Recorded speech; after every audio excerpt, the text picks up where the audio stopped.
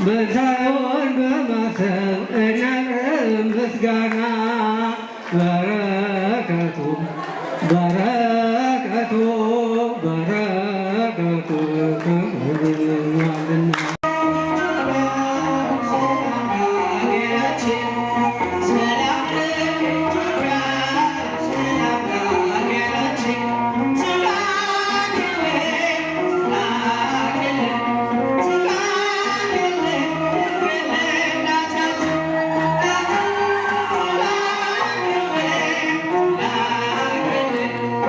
ወንድማችን መምህር ያሬድ ግን ይሄንን ፕሮግራም አዘጋጅቶ በጎ ከሚያደርጉ ወንድሞቹና እህቶቹ ጋር በመተባበር ከ300 በላይ የሆኑ ሕፃናት፣ አረጋውያን፣ አቅመ ደካሞች እየተረዱ ነው። ከዚህ ባለፈ በዓመት ወይም በዓመት ብቻ ሳይሆን በየወሩ በየጎዳናው የወደቁትን በመሰብሰብ አቅሙ የፈቀደውን ወንድሞቹን እያስተባበረ የሚያደርገው ማህበር ነው። በእውነት ክብርና ምስጋና ለአምላካችን ይሁን። እንዲያደርግ ሰው ስለሰጠ ይህን ካላደረግን አንድን ግጹ ነገራችን ማድረግ አለብን።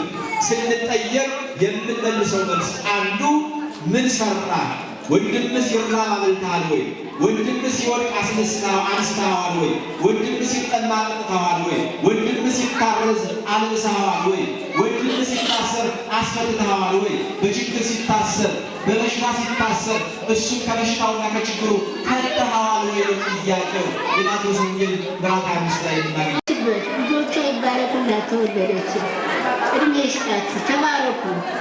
እኔ እንደጠገኩ እናንተን እድሜና ጤና ጥገቡ። እግዚአብሔር ይስጥልኝ፣ እድሜ ይስጥልኝ። ያሬድን ልጄንም የማታ እንጀራውን ያሳምርለት። የሰጠንን ሁላ እሱ እንጀራቸውን ይክፈትላቸው፣ እድሜ ይስጣቸው፣ ጤናቸውን ይስጣቸው። ሀገራችንን ኢትዮጵያን ሰላም ያርግልን። ውለን እንግባ። ያሬድ ልጄን እድሜና ጤና እሱንም ይውለድ ይክበድ፣ ዘሩ ይባረክ፣ አገራችን አማን ይሁን። ይህን መጎሻሸም ይቅርብን። መጎሻሸም ነው አገር ያጠፋው፣ ሆድ ስለገፋ ነው።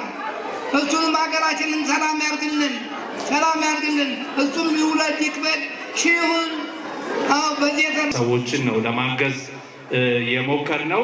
የኛ እቅድ የነበረው 250 ከማህበረሰቡ 50 ደግሞ የበጎ ማዕድ ተጠቃሚዎችን በማካተት በአጠቃላይ 300 ቤተሰቦችን እናግዛለን።